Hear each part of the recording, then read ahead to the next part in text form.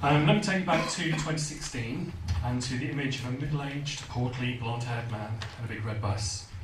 The £350 million on the Vote Leave battle bus and the lies about the NHS plastered alongside have become bywords for the debts plumbed in the 2016 EU referendum campaign. We've been sold a cup. There's a fantastic display on the wall over there of the quotes from politicians, Brexiteers, what we were promised a couple of years ago. And of course we can measure that against the reality of what we see now. And so when Liam Fox said the free trade agreement with the European Union will be one of the easiest in history, it's not true, is it? When David Davis said within 2 years we can negotiate a free trade deal larger than the EU, turns out that's not true either. In the real world, Boris, you can't have your cake and eat it. And that's also why, when recently I've heard Labour politicians claim that in the next couple of months they could negotiate a deal leaving us with the exact same economic benefits of membership of the EU, that is also, I'm afraid to say, a fantasy. Again, not many people trust politicians. It's the least trusted profession in the UK, with around 20% of the population saying they trust what a politician says.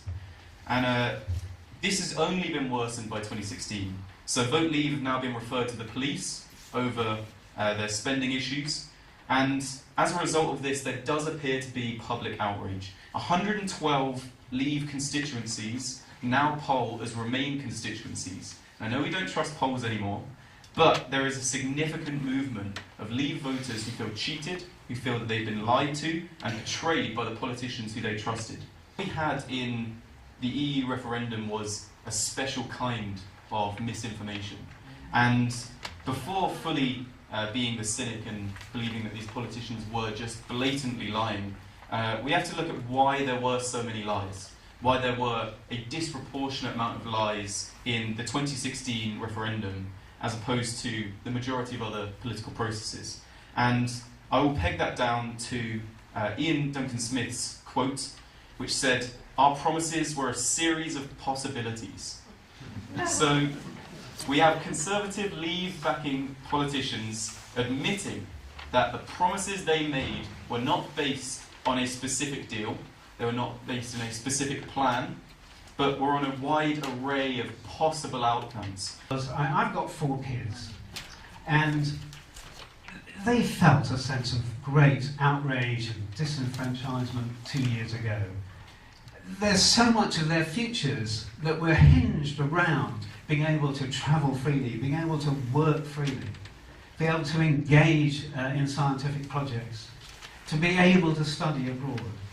And they have a great sense of outrage when this vote came through. Some of them couldn't vote because of age. And that is a big difference. We're 2 years on, and we need to see the young people engaged and enabled to actually express a view. There is no grounds that people can say that my 3 criteria for hope, travelling, education and jobs, will be improved by leaving the European Union. And this is partially why it is seen as such a young person's issue that we are leaving. As we all know, there is no deal better than the current deal for students. Good business is built on the size of the opportunity, frictionless trade and shared standards. Doing business within Europe is broadly based on shared values, a similar culture, a similar approach to human rights. When you trade with the EU, you don't have to do quality checks on product safety, on hazardous chemicals or harmful pesticides. You don't have to do surprise inspections at factories to check that the workers are not getting locked in at night in dormitories with no fire escapes, that there aren't 9-year-olds working on the assembly line, that they have safety guards on the machinery and protective clothing where the factory floor is awash with acid. Multinationals from the rest of the world have set up manufacturing in Britain because it gave them an established English-speaking workforce, but at the same time ready access to the whole of the European market. So what does it mean in practical terms if we come out of the single market? Well, the main thing it means is forms to fill in. Endless forms to fill in, each time there's a shipment in or out. Export credit guarantee insurance, bills of exchange, product quality and safety certificates, and we still have to comply with all the EU standards to sell to Europe. It's easy to forget that Britain's been in Europe for 45 years. Many of these companies have been built up over that period, and they've only ever traded within the single market. They don't have the capacity to deal with the deluge of paperwork and the legal complexity that's about to hit them. It's important too to remember that much of the manufacturing in the UK relies on the continuous flow of parts. These parts will cost more and have to be stockpiled in the UK to avoid disruption to production. So the smaller companies, faced with increased costs and admin, will put up prices, become less profitable, pay less tax, cut staff, and many may go out of business with all the jobs lost. The large multinationals will probably just move across the channel. More jobs will be lost, and the prices of what will then become imported goods will go up.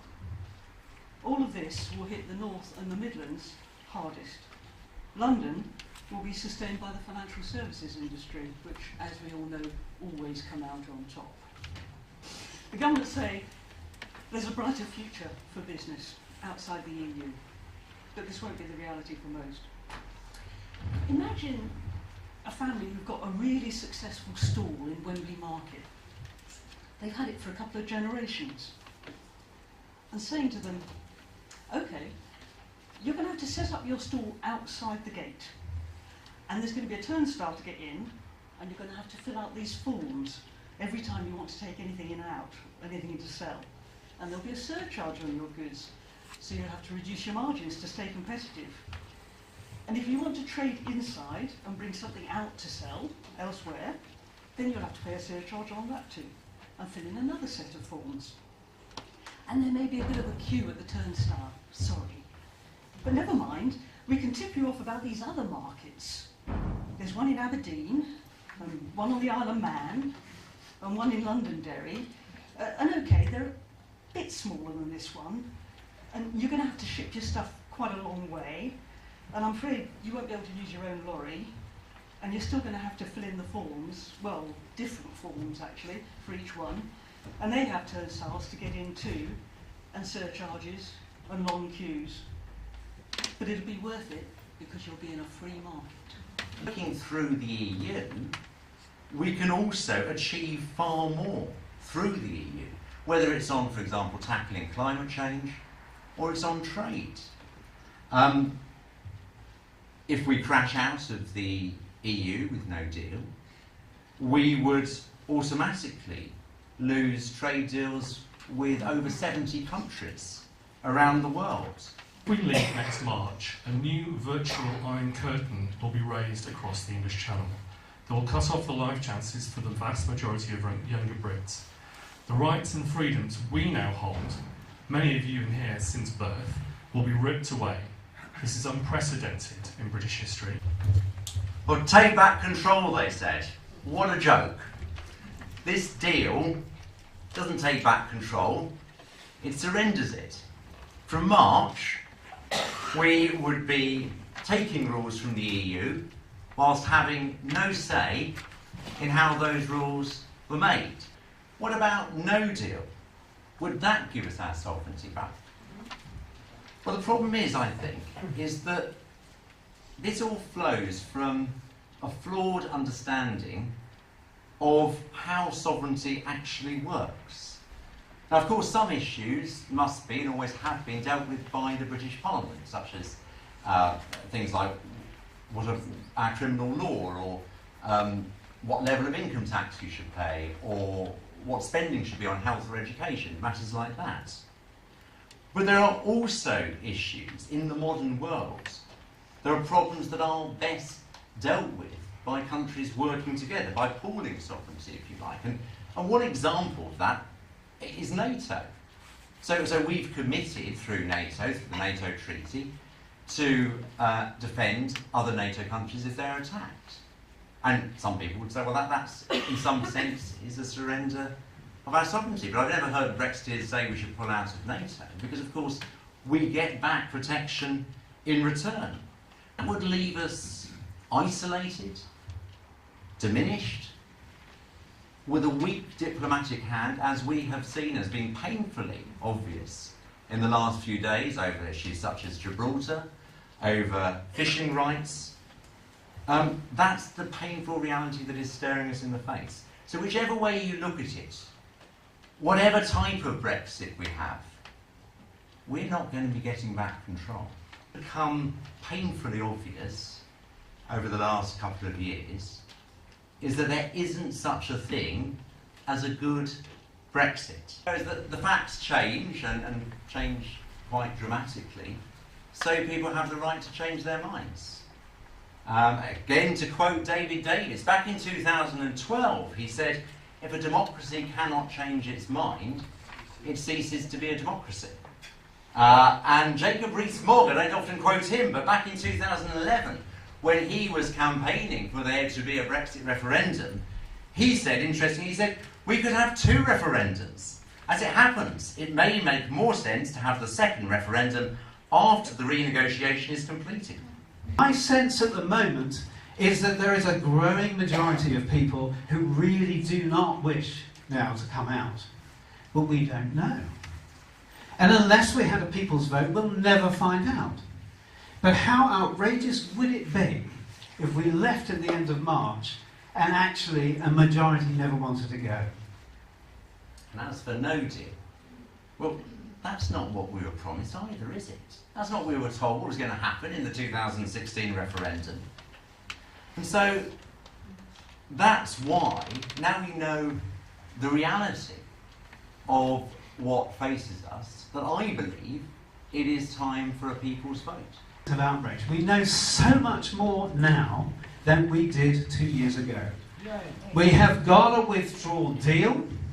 We can at least examine that. I'm not claiming I've read all 585 pages of it, but I have certainly dipped into it. I've read the other document about the future. Boy, I mean, anything's possible with that document. I mean, it's just so open. So we don't really know actually where we're going to end up. The only thing we do know at the moment is that we might exit. And we might exit at the end of March, and then trusting into what? With a second referendum, I believe that clarity can be achieved because a deal shall be negotiated, even with the current vague deal, and we will know exactly what the vote's for, meaning that every politician who backs this deal has a specific page which will relate to that fact, which will relate to that figure, and which will mean we can hold them to account. That's why a second referendum is not a repeat of the original referendum. It is a concise and clear referendum where we know both options. We're on a campaign which is forward-looking, not backward-looking. And it's got to look at all the options, including staying within the EU, and we've got to actually push the best possible engagement we can. So I care deeply about this country, as I'm sure everybody in this room does, and that's why we're here tonight. We care deeply about this country and its future, and I think we are hurtling towards the cliff edge. And, you know, we can't leave it to our so-called political leaders to get us a people's vote. The pressure for a people's vote has to come from the people. Every one of us here tonight, I think, has a duty to speak out at this time, here, now.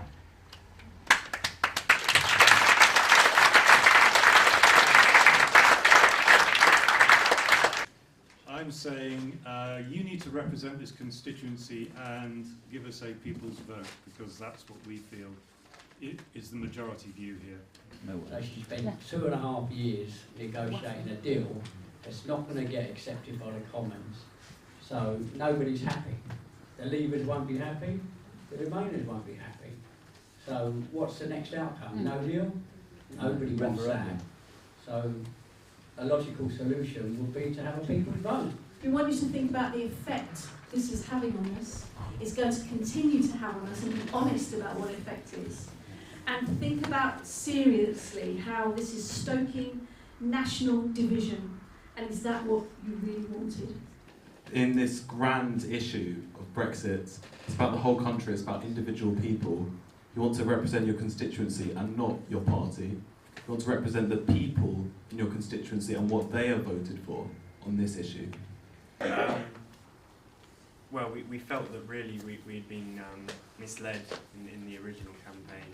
So for those who think that we've already had the vote and we should just give it a rest now, you know, it does seem like if we ever had people's vote, it would be completely different. So, It would be different this time. Sure. So the argument that we've already had the vote, to me, it fails. So we should have a vote on what's really going to happen to the country, not what, you know, the state before the actual decision will be. The deal, compared with what we've got, is so bad for everyone, Leavers and Remainers, that for the greater good of the country as a whole, it would be better to have further referendum. Particularly if it's thrown out with a big majority in 2.5 weeks' time, which it very much looks like doing, then we can say to her, it's actually a no risk. There's no political risk to her. Other people have spoken eloquently about your need to consult your constituents, the business leaders, the professionals, the normal people within it. We'd also like to make the point that a second referendum is not undemocratic, it's not attempting to overthrow the decision of the first. It is an informed move 2 years down the line when we have a much better idea of where we stand to either ratify or overturn the original decision based on current state of knowledge. We were so poorly informed before, and we need the chance to restate our views. We would like to present you with a dossier of people who have changed with their reasons, and ideally we'd like to find them from your voters locally. Well, you want to act in the best interests of the country. Primarily, you should want to act in the best interests of your constituents who voted Remain in the second highest turnout in the country. What have you got to lose by refusing to support a people's vote? There are constituencies around the country that have suffered disproportionately in underinvestment and austerity. There are constituencies that have benefited greatly from European investment. That is funds coming in from the European Union to build community halls and other community projects. What I would like to know is how will the present deal benefit those communities? For an Australian company, it's a global company, offices all around the world. We are the only office that represents, we sell to Europe, to Africa and to the Middle East. It's an Australian company, which is why they chose to put their offices in the UK. It has a very big turnover. I know that they are planning to move. They've already started moving to Spain, and I look after facilities in the company where I work, and there was a recent plan to have a refurbishment. I was told it's going on hold because with Brexit there's too much uncertainty. My company is going to move.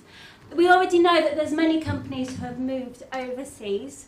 There's no data capturing that my company is moving overseas. I'm sure there's many other companies moving overseas. At this point, how can you say that Brexit is good for the country? Hey, Cheryl, what we would like is, can you please explain to us how this is a better deal for us than what we have today? Can you please explain the benefits for the people of Chesham and Amersham? When we have the people's vote, dear Cheryl, will you please give it to the 16-year-olds, because their future, our future, is in their hands. Yes. I would really like you to come to my children's schools and all the schools in the area and explain to their faces why their rights of freedom of movement have been taken away. I would ask her why she's betraying her own ideology, the ideology she claims to represent, because conservatism is about small, incremental changes. And if she is really a conservative, why on earth is she either risking a no-deal Brexit, which goes off a cliff edge, completely changes the entire makeup of the United Kingdom, how we interact with the world. Why is she doing that? Or why is she risking Theresa May's deal, which gives actually away even more sovereignty to the EU? So either option to me actually seems more of a betrayal of conservatism than staying in the EU. Cheryl Gillen has always maintained that the result of the referendum should be respected. One of the points that we thought was that, bearing in mind that a lot of Vote Leave's claims have been thoroughly discredited, and obviously the fact that fine for overspending or for spending issues, and also police investigations and so on, there is a valid argument to say that perhaps the referendum should be rerun and perhaps a people's vote should be held, because the original referendum, there are so many questions over the claims that were made on the battle bus and so on, to that point. And secondly, as she maintains that the vote should be respected, the vote was sold by Vote Leave on taking control, but this deal that's been presented is anything but taking control. It's actually losing and ceding control. So what she's arguing doesn't hold. Hi Cheryl, my name's Raj. I moved to Chesham very recently because I fell in love with the countryside here, I fell in love with the people here, and I really implore you to please consider what the people of Chesham are saying. The constituents, all of us are saying that we voted to remain, and I really hope that you'd be able to support us campaigning for a people's vote with an option to remain on the ballot paper. Thank you.